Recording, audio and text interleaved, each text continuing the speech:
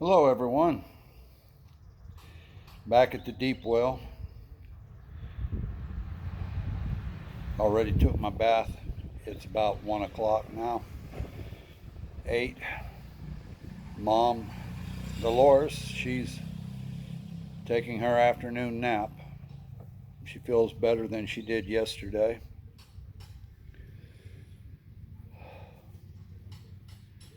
It's a little cooler today than it was yesterday. I think it's 85 and feels like it's 90, but got a beautiful sky. You can see it behind me now. Almost reminds me of the skies back home in Alabama.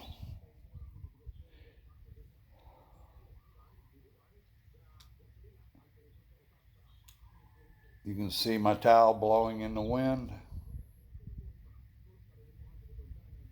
So it's a nice cool breeze. Reason I'm doing these videos here by the deep well is it's quieter here. It's a little ways off the main road, so the motorcycles going by don't drown everything out. And my brother-in-law's motorcycle shop, where he repairs tires and different things, is right across the road from here. And he plays his radio, and he has a place there on the side of his shop for karaoke, videoke. So from here, I shouldn't get bothered with YouTube with copyright infringements or anything like that. So I don't have people coming here and interrupting me. I have a few neighbors that cut through here on their way to the fish market or else down to the ocean, but some of the school kids come by through here when they're going to lunch or when they're getting out of school. Other than that, a few people maybe moving their cows around. Really, there's no one coming here to bother me. So, this morning, normal routine, got up, me and Dolores, we came over here and watered all our plants. After that, I went back to the house, went in a little shop I have set up. Today I repaired a little cheap ceiling fan, but it's better than nothing.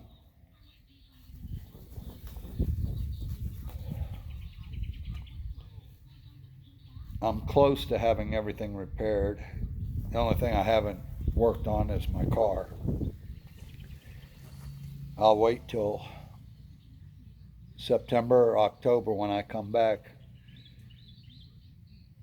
I need to put a new battery in it, and I really need to take it to the shop, let them put a throwout bearing and clutch in it. Just don't have a lift or anything to do work like that here. So I'll take it to someone that has a lift that can drop the cross members and pull the transmission away from the motor and put a throwout bearing in it. And go ahead and change the clutch. Put all new fluid in the transmission. Put some new filters in it. And it should be good to go for another 5 or 6 years.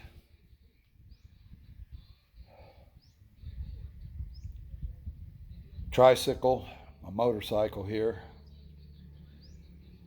I fixed it and put new plates and everything on it.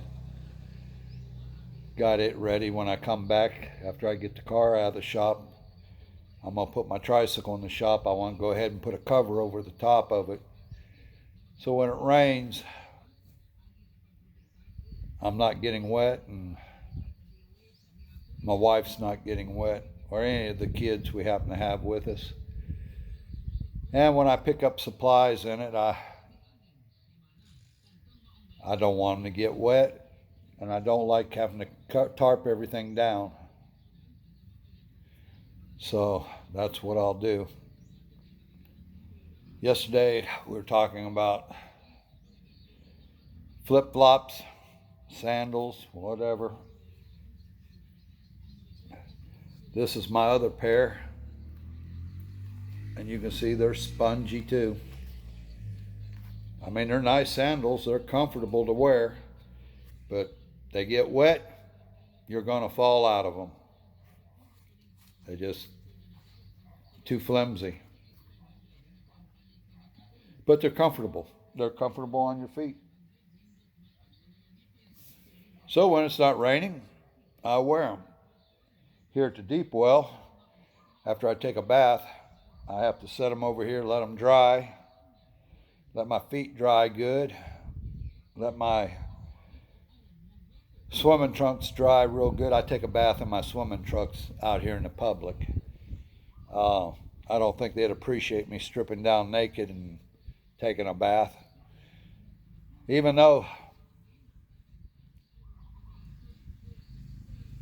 it wouldn't bother me none, but it would bother them, I think. Or I know it'd bother YouTube. So we just don't do that. So I'll just let these trunks dry, and then after they dry real good, I'll make my way back over to the house.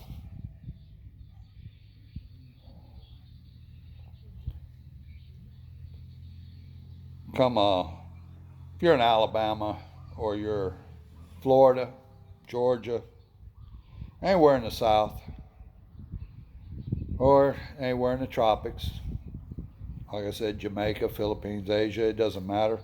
The closer you get to the equator, naturally, the hotter it's going to get. And the humidity is going to be higher if there's rain forced. This is just a normal kitchen towel. Cotton. Stock up on them, because you'll be glad you did. Because when you're in places like this, you're wearing your shirt, you can take them and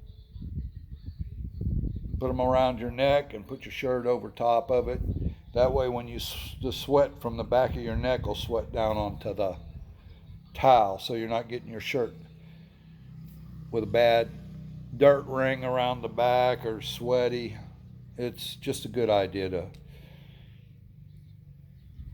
use a towel, a light towel. It don't have to be heavy.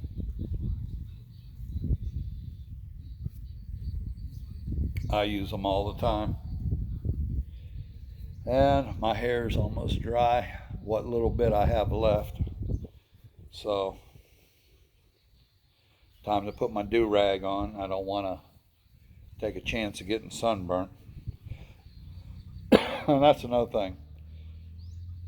I would advise anybody with fair complexion, bring a sunscreen.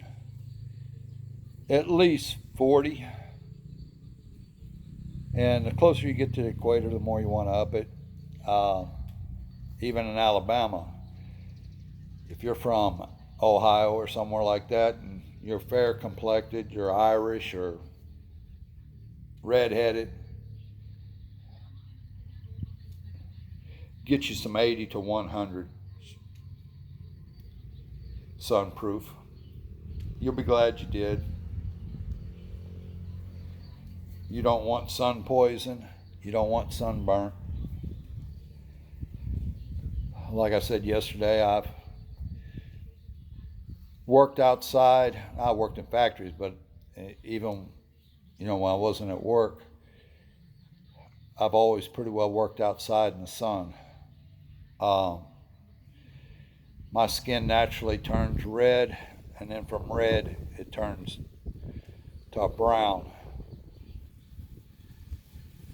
That's part of my heritage, but for the most part, it takes a lot for me to get sunburnt. But it's not fun. I Most of the time I don't use sunblock, but if the sun's really intense or I'm out on the water, I'm going to use sunblock. Because if I don't, I will burn also, just like anyone else.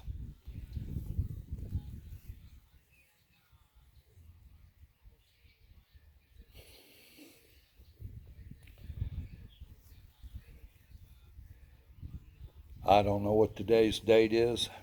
I don't check, somewhere around the 20th probably.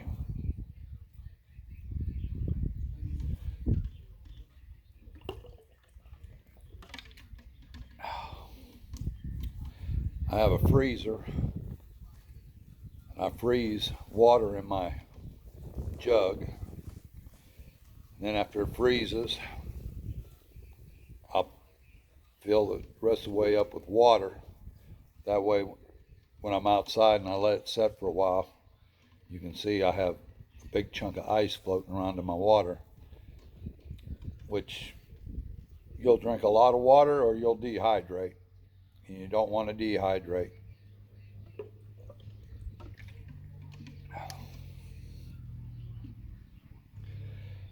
What else can I tell you about foreign countries or hot climates?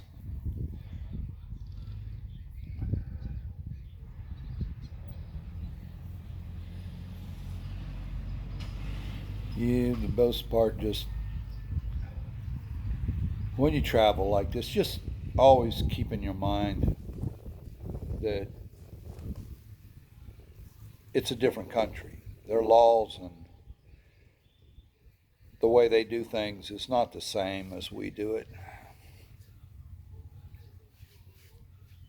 So you need to learn to adapt and adjust.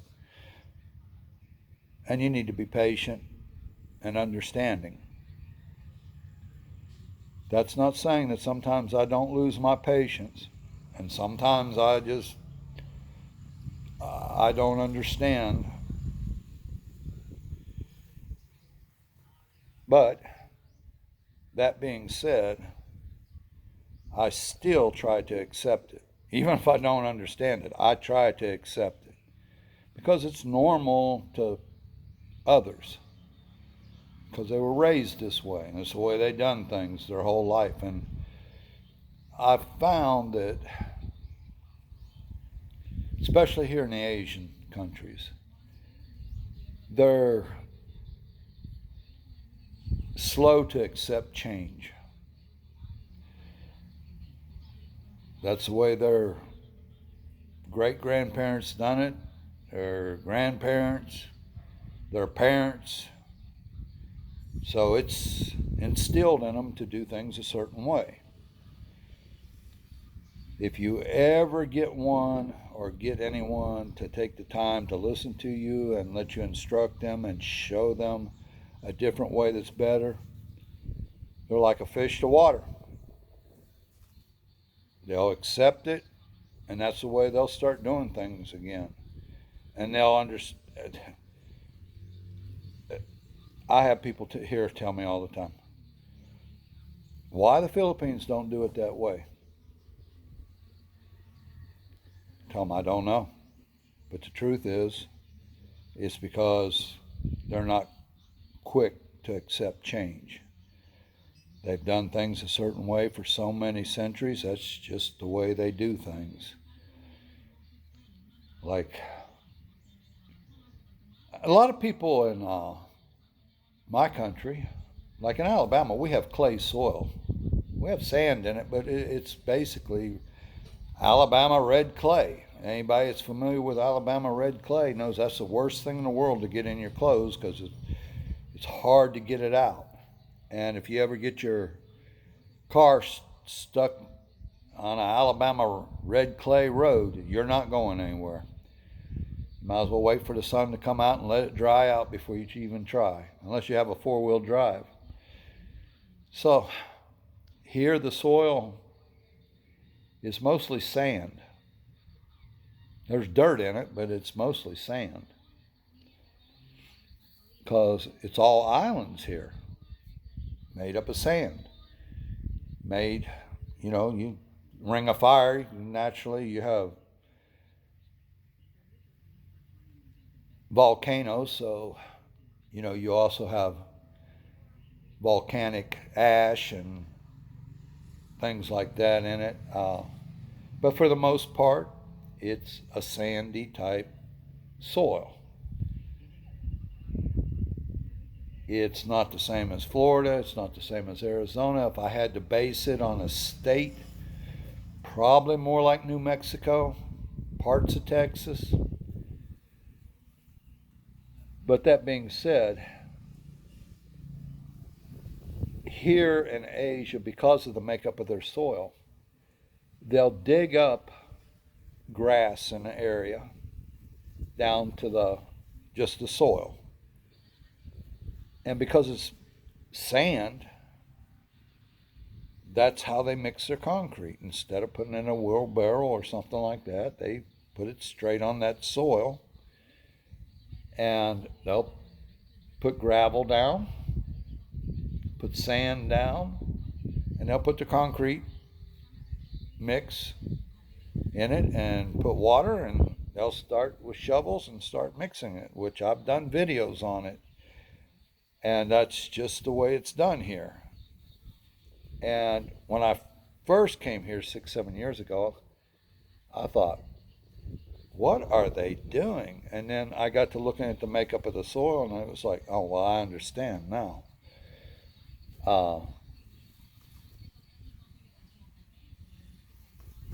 It's no different than mixing it up and doing mix on a piece of plywood.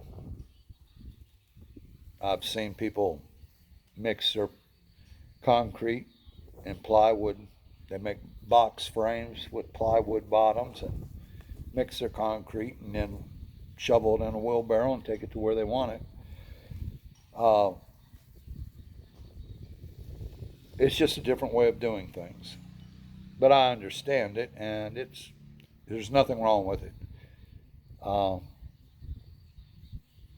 There's a lot of things that just will strike you peculiar, but after you're here and your understanding of it grows, you'll realize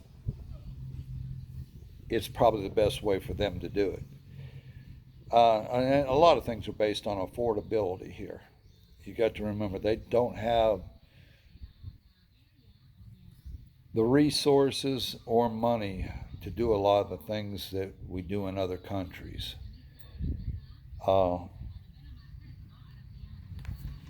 It doesn't make us better than them. It doesn't make us worse than them. It just means things are different.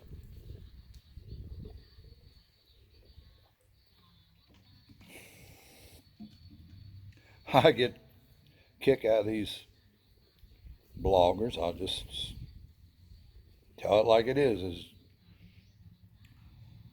they talk about, you don't want to bring your Asian wife to America. You don't want her to become Americanized. It'll ruin her.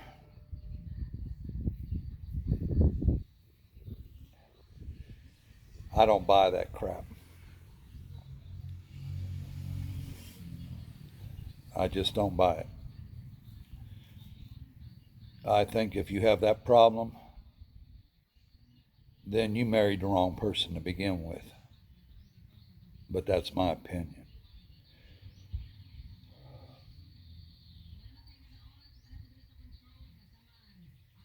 What else? Just a lot of cliches I hear.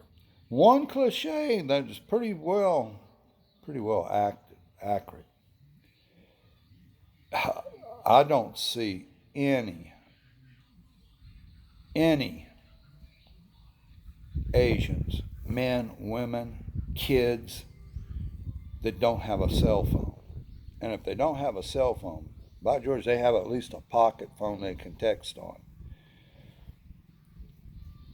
So the cliche Asians and cameras, no. It's not a cliche, it's true. And I'm gonna tell you what, they can take better pictures than any one I ever seen. But I'll see a woman, maybe 22, 23 years old, trying to get her picture taken outside of a tourist attraction or next to a nice car or posing on a motorcycle, things like that. And it amazes me. They'll take 40 pictures of the same pose, only changing, moving their head this way, maybe moving their head this way, looking up, looking down, changing the angle of the camera. They'll take 100 pictures just to find one to post on their Facebook. I don't have that much energy.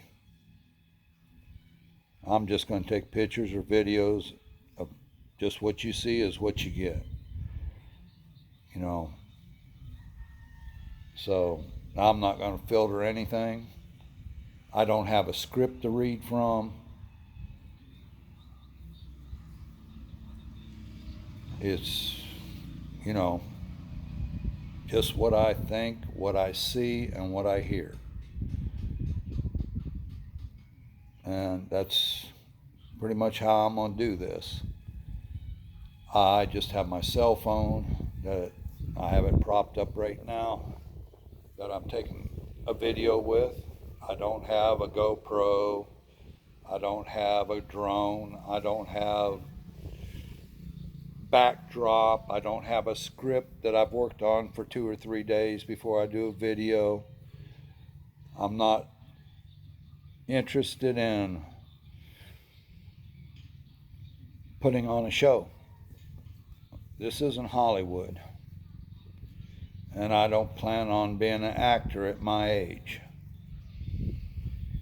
which I know guys that are bloggers that are here, very successful, but they have like a niche. They have a way of doing things. They have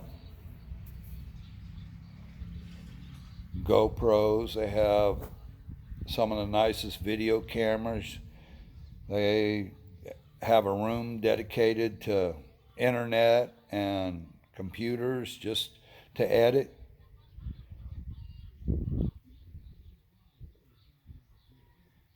I pretty much just, whatever I can do on the cell phone, that's what I'm going to do. Maybe after I get back to the States, maybe I'll look into investing in a program to edit. Because it would be nice to be able to start a video and then pause it, go on and do something else, and then come back later and finish it. But when you have to do it like I'm doing it, you just have to do it. Do what you got to do.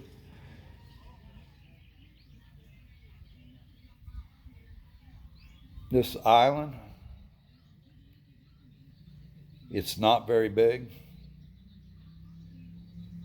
And once or twice a month, we have to take a ferry to go over to the mainland, which is Bohol, which this island's considered part of Bohol, but it's an island. And you have to take a boat. And there's a channel that runs between Bohol and this island. It wouldn't cost that much to put a causeway type bridge like they have in Panglao. They have two, to where you can just drive from Tagbilaran to Panglao and Dalles. you don't have to take a ferry or a boat. They could do that here. Why they don't, I don't have no idea. But for my tricycle,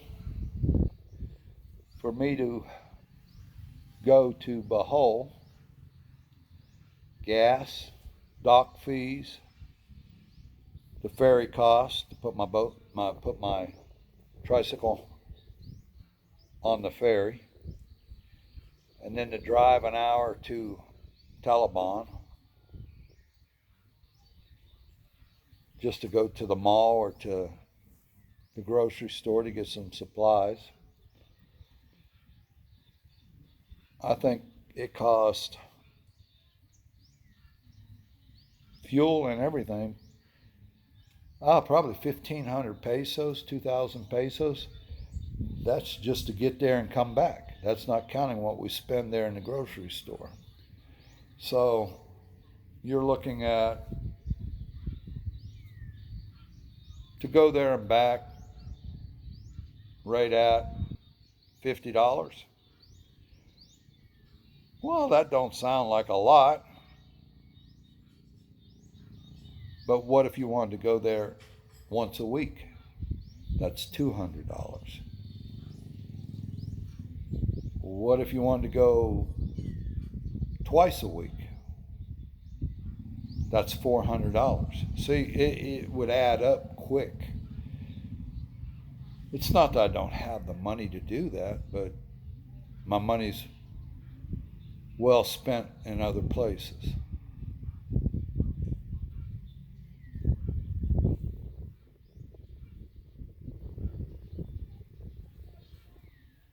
I don't know what time it is, but it's getting pretty busy now. I bet it's time for the ferry. So they're probably heading back to Bohol or somewhere. You can get a boat, a small boat, that'll take you to Onion. They call it Onion. It's spelled Union. It's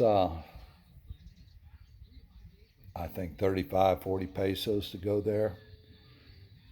And then the dock fee. So you're talking how it's not much, maybe 60 pesos total, 80 pesos. But then you have to rent a tricycle, or you rent a tricycle, or you could take a bus or a van. But by the time it's said and done, it's the same price as if I take my tricycle. So I just take my tricycle.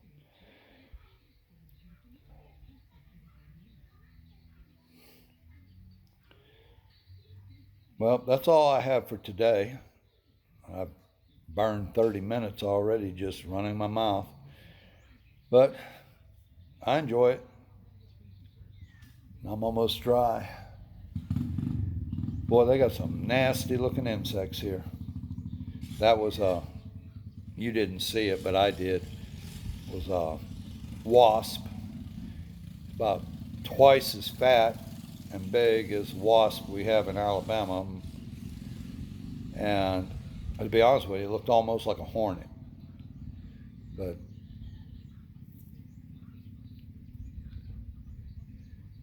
that's all I have.